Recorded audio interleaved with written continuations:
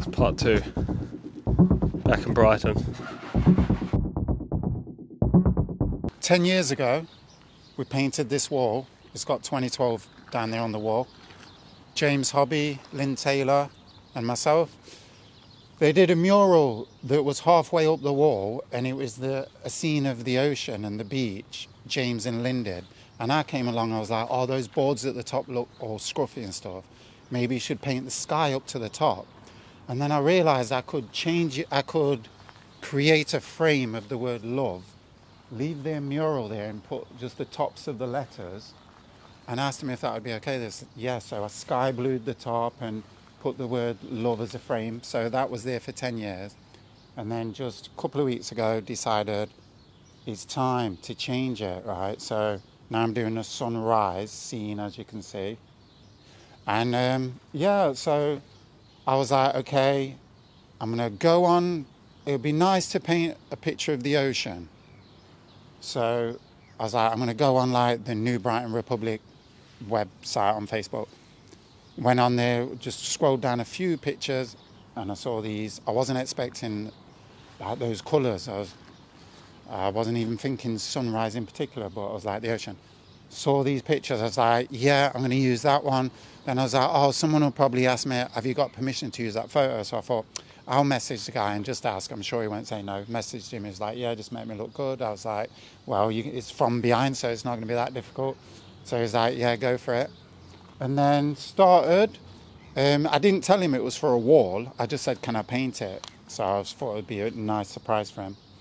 And then a few days later, I went for a walk on the beach before I started for the day, although I'd already started the mural. And then I saw a guy like with his camera taking shots of the surfers. And I was like, yeah, that might be the guy in the photo who I'm going to be painting. So I went up and asked him. He's like, yeah. I was like, what's your name? He's like, Jan. I was like, Jan Everett. Yeah. So yeah, it turns out he's been surfing that beach, that ocean there since he was like 7, and since he was like 13, he's been going every day. Him and his friend, they know the whole history of New Brighton surfing. So he's a bit of a legend. I didn't realise I was painting a bit of a legend, you know. So that's an extra beautiful thing about it. And yeah, I'm just turned up today to carry on with it. So in terms of inspiration, would just looking at a website of, say, a group or an organisation in an area or attached to a building or a painting you're doing would be a way of finding inspiration? Ask me that again. So in terms of finding the photo via a website, would that be a way that you might often try and find inspiration for a painting? Yeah, I'll use online. I'll often get pictures to fill in what I'm already inspired by. Do you know what I mean? So I'm already thinking, right, I'm painting the word love, and it's New Brighton. You know, I want to represent the local area. I want it to be for the people. So I'm like, what would be the pier? You know, like let's see if I can get a photo of the ocean with the pier. So yeah, I'll use photos, anything I can. You know, but often I'll paint from photos because I like to do photorealism or surrealism. I like to mix cartoon and photo, or you know. But you like using other people's photography? Oh, I love using other people's work. I love quoting people. I love quoting people in any context, whether it's visually or you know literature. And so the building owner has contracted you. No, this is voluntary, and it's really. Yeah, I'm paying for it myself. So you're paying for the paint? Yeah, I've got some money at the moment. I think it's come to a few hundred or something on paint. So so what? You just have a relationship with them, and they asked you if you could? Not even spoke to them. I painted it 10 years ago, so I'm like, it needs redoing. Do you know what I mean? Or at least it's time for it to be redone. I know Martha, who runs New Brighton Project. She asked me a few years ago. She was like, don't you think it's time for a new one there? And I must have been busy at the time, or I needed to make money, you know, to do work that I could actually be paid for. But at the moment, I've got money. I've just learned to surf myself this year. So I've just been surfing and doing my own work, doing stuff that really inspires me rather than doing commissions for other people. And I've still got time to put the work out, and then the energy will come back to me financially in other ways. Someone just said, will you do me a job the other day, $2,500. So I'm like, On the back of this. yeah, they came up while I was painting. So this is giving back to the community. yeah. Is that the way you see it? Yeah, I see it as a gift. I mean, I wasn't necessarily thinking, I mean, one of my friends at Bex, who runs level 1 across the way there, she said that to me. She was like, you know, I told her I was doing it for free, I was paying for it. She was like, you're gifting it to us, aren't you? Do you know what I mean? I was like, true, you know. So, do you think New Brighton and Brighton needs gifts? It needs opportunities for the people who are here, you know. It doesn't need gentrifying, but it would be great if we could find a way to, like, you know, build it up, make it prosper, and the people who already live here get to stay and enjoy it, you know, not build it up and make it prosper so that then the landlords put up the rents and then the people have to move out and then, you know, maybe they knock the place down and build, you know, that's not what it needs. Because it's quite a special place, isn't it? Yeah, it's very special, man. Yeah, it's like, well, to me personally, it's kind of like my spiritual home, you know, spiritual home. But yeah. So today is an important day in local government in Christchurch. The voting papers have started being sent out today, Friday the 16th of September. What's your take on this campaign, this election? What's your feeling about it? Oh, my feeling about it? Well, I didn't put much thought into it at all this year, although in previous terms I had done, because I think I'm, you know, probably suffering from compassion fatigue or whatever, so I've decided to kind of let go of what's going on outwardly, focus more on what's going inwardly for me, you know, building myself up. I haven't been protesting for years and all that kind of thing. But I've just recently started taking notice a little bit, like I was thinking of going along to LandFam's talk later and Celeste at the WEA, and I might do unless I'm still working on this and I'm like, oh, you know, I can't get there in time or something. But generally speaking, it's for me, I just look basically like, let's just get the right people in, you know. For me, that's like Sarah Templeton, you know. If Sarah gets in, I'll be happy. And Pops can vote for Sarah. He lives in Heathcote Ward. Yeah, I live in Hillsborough, so yeah, I'll be voting for Sarah. I haven't even looked who the other candidates are, though. Well, I won't go into that. How do you think local government is involved with people's lives that you know? Well, it's just spending our money, isn't it? It's like, that's their job, in my opinion, my limited perspective. Their job is to spend our money. You know what I mean? The people's money. We choose who we want to represent us, to spend the money which is ours on the things we care about. You know what I mean? So that's what we can hope for, that those people have similar visions to us as individuals. Obviously, we've all got a different vision of different values, you know, what's important. But if you can get someone to represent as many people as possible, and obviously as an individual, if you can get someone to represent your perspective and what you value, what you think is important, you know. So, yeah, I see it that simply, really. Their job to choose how to spend our money. Yes. So more funding for the arts? Well, as long as there's enough, all we need is enough. As I like to say, all we need is enough. Da, da, da, da, da. All we need is enough. Da, da, da, da, da. All we need is enough. Enough is all we need. Quick fire questions. Yeah. Should the council build the stadium? It's up to them. I personally don't care. There's people who care, and I'm sure there's people on both sides, so they've got to make the decision. I don't know. Co-governance? Depends who it is. Are you talking locally? Yeah, like Tangata Whenua. I'm up for that. Crown. Yeah, I'm up for that. But whatever the people want, yeah. But yeah, why not? People connected to Voices for Freedom running for council? I don't even know who Voices for Freedom are. I've not been looking, like I was saying. They're a pro-medical choice group. Well, I'm into choice, so... what was that question again? Like, should they what? Should they be allowed? Well, they're kind of seeking to get into local government to disrupt it. The anti-vax groups so are you're seeking saying to should get they in. not be allowed? Should we have some law Well, which says they're not allowed to?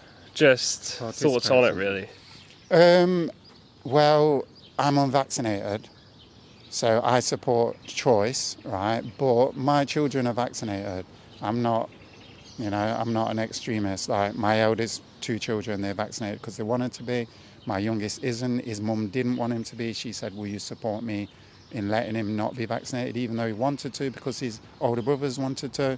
So I said, okay, I'll support you. But I spoke to him, I was like, are you okay, like, respecting mum's opinion? You know, I would like you to, but I respect your opinion. And he's like, okay, I respect mum's. I won't get vaccinated unless I feel the need to. If people are like, dying around me, which is how I felt as well. If people are dying around me, in my immediate vicinity in Christchurch in New Zealand, then I'll consider it, just practical for me, because I happily social distance, which I did. So yeah, why not let people get involved, and you just see people as they are. Like if someone's going to be talking about, if someone's a real extremist, then they're going to expose themselves in that sense, and then you get to see it, and enough people won't vote for them. Do you know what I mean? But if they're coming from a moderate perspective, because all people need to be represented to some degree, then fair enough. Give them a chance. Final question: what is the biggest issue facing the people of Christchurch? The biggest issue facing the people of Christchurch. The biggest issue. Maybe a lack of what's behind us. A lack of what? Art? Oh, well, I'm seeing the plants as well. Oh, right. No, there's plenty of plants in there, but who knows? Because no one knew COVID was coming. Do you know what I mean? And that became the biggest, one of the biggest issues for everyone. So there could be things just over the horizon that we don't know about. But at the moment, I don't know what the biggest issue is. I don't know. Climate change? Oh, well, yeah. I mean, because you added 4 people of Christchurch, but if you're talking about maybe wider, then the biggest issue. Poverty? Well, exactly, right. So I'm just trying to think. In terms of biggest, I say the more immediate.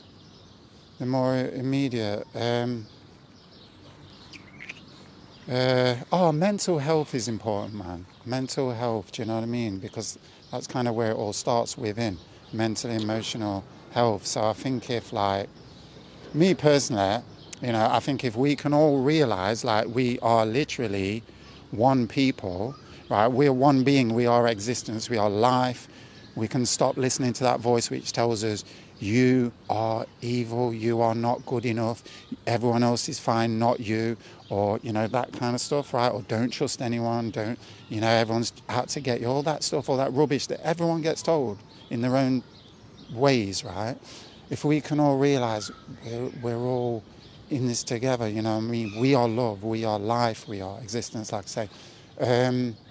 And not just think it in thoughts, but start embedding it into our social structures, not like, oh, my people, this is a bit, there's a bit of anger involved in this, but not like, my people were able to steal your people's stuff, so you're not allowed to steal it back. Do you know what I mean? None of us should be stealing off each other, right? So what should we be doing? Especially when you look at bigger issues like climate change, but what should we be doing?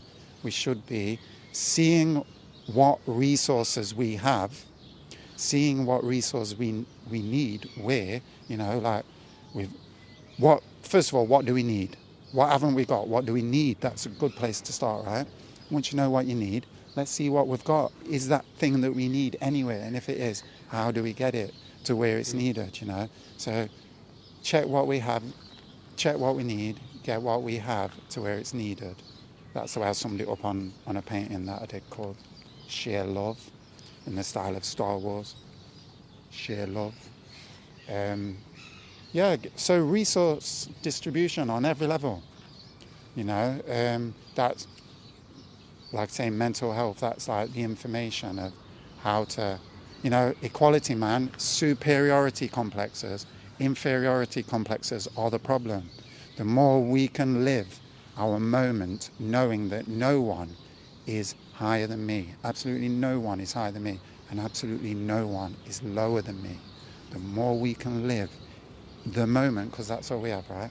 The more we can live this moment, knowing that, the freer we are to interact with each other in a respectful way and build societal structures that work for us, that work for all of us, you know, as individuals, as collectives, as a whole, you know. So yeah, resource distribution, you know, I'm from Nottingham, right? I'm a merry man.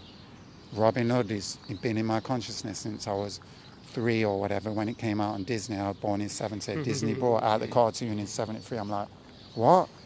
You know, heaven, Disney in heaven in America, they're bringing this thing out about this guy who lives around here. And what? He stole, and they're celebrating him. Why? Because he stole from the rich to feed the poor. Wow, that's interesting. I was poor. I used to get free dinner tickets. It's like, so it's whatever you do, if you're helping the poor, that's cool. You know, that's a good thing to help the poor. That felt right. But obviously, like 10 commandments, thou shalt not steal. But like, it's okay to steal if, well, according to culture, at least, it's okay to steal from the rich to feed the poor. So yeah, we don't have to steal from the rich to feed the poor. We can vote, you know, in a way that's going to move the resources from the filthy rich, literally filthy rich, because I'm not saying everyone who's rich is filthy rich, but there are some people who are filthy rich in this country, and there are some people who are filthy poor. So we need to get rid of the filth and bring it into the middle, you know, where we can like distribute it nicely, you know, make sure everyone's got what they need. Food, clothing, shelter, healthcare, education, entertainment, you know. So resource distribution. Yeah, on a small and bigger level, but especially on the bigger level. Thank you very much, Pops, for sharing your thoughts with us. Thank you, bro. Great friend. Great philosopher coming at you from New Brighton. The Antipodes. Sure, bro. Thank you for that opportunity. Awesome. Right,